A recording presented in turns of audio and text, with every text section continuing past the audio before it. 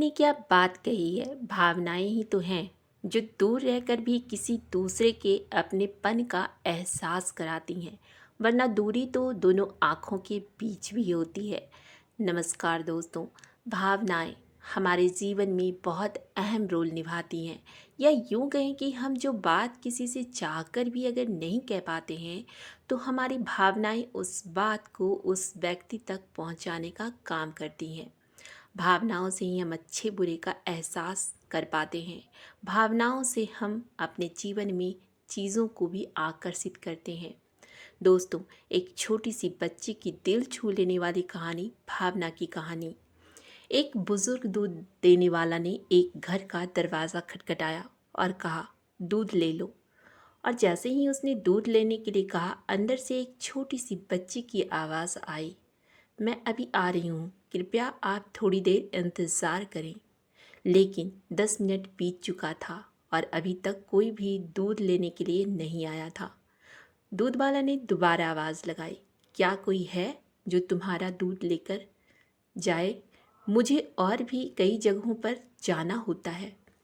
लड़की ने जवाब दिया, चाचा थोड़ी देर और इंतज़ार कीजिए, मैं अभी आ रही हूँ।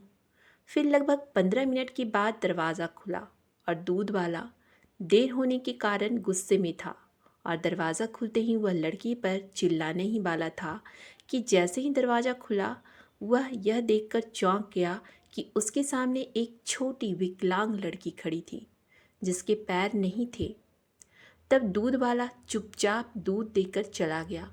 वह छोटी लड़की अक्सर अपने घर में अकेली रहती थी क्योंकि उसकी माँ इस दुनिया में नहीं थी और पिता दूर काम करते थे। लड़की की देखभाल के लिए एक नौकरानी आती थी और घर का सारा काम कर कर चली जाती थी और सारा दिन वह लड़की घर में अकेले रहती थी। अगली बार दूध देने वाला जब भी आता, वह धैर्यपूर्वक खड़ा रहकर उस छोटी लड़की का इंतज़ार करता। इस तरह रोज़ मिलने के कारण धीरे धीरे दोनों के बीच मेल जोल और लगाव बढ़ता गया। उस छोटी लड़की ने देखा, दूध वाला रोज़ नंगे पाँव पैदल है। बरसात आई। एक दिन जब दूध वाला लड़की को दूध देकर गया तो गीली मिट्टी पर उसके पैरों के निशान रह गए। तो छोटी लड़की ने दूध वाले के पैरों के नाम एक कागज़ पर प्रिंट लगाकर ले ली। फिर अगले दिन उसने अपने पिताजी से कहा कि वह इस नाप के जूते लाकर मुझे दे दें। इस तरह दिन बीतते गए और दिवाली आ गई। तो दूध वाले को उस छोटी लड़की से लगाव होने के कारण उसके मन में ये विचार आया कि दिवाली पर मैं उस छोटी लड़की के लिए एक छोटी सी चॉकलेट खरीद कर ले जाता हूँ और उसे उपहार के तौर पर दे दूँगा। अगले दिन जब वह छोटी लड़की के घर गया और दरवाज़ा खटखटाया, तो जब लड़की ने दरवाज़ा खोला तो बूढ़े दूध वाले ने उसे चॉकलेट दिया और कहा, यह लो अपने चाचा की तरफ से एक छोटा सा उपहार। लड़की उपहार पाकर खुश हो गई और उसने दूध वाले को कुछ देर इंतज़ार करने के लिए कहा।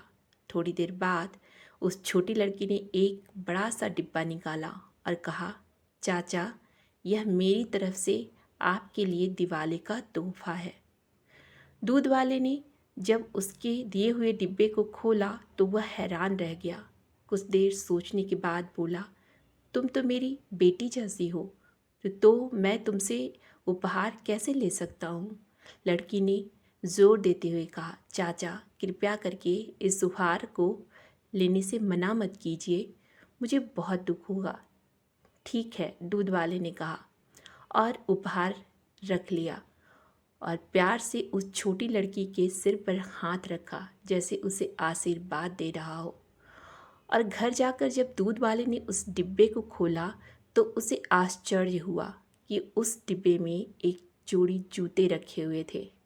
उसकी आंखें भर आई थीं और उसे यकीन नहीं हो रहा था कि वह छोटी लड़की उसके बारे में इतना चिंतित थी। अगले दिन दूध वाले ने अपने घर में उस छोटी लड़की के घर दूध देने से मना करने के लिए बोला, तो घर वालों ने इसका कारण पूछा।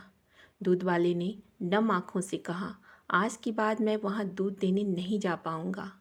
क्योंकि उस छोटी बच्ची ने मुझे नंगे पाँव देखा तो मुझे जूते दे दिए, लेकिन मैं उसे पैर कैसे दे पाऊँगा।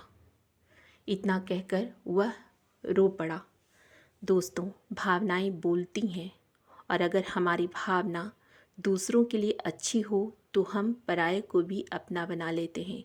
और ईश्वर से भी जब भी हम प्रार्थना करते हैं तो वो भी हमारी भावना ही देखते हैं और हमारी प्रार्थना का जवाब भी देते हैं।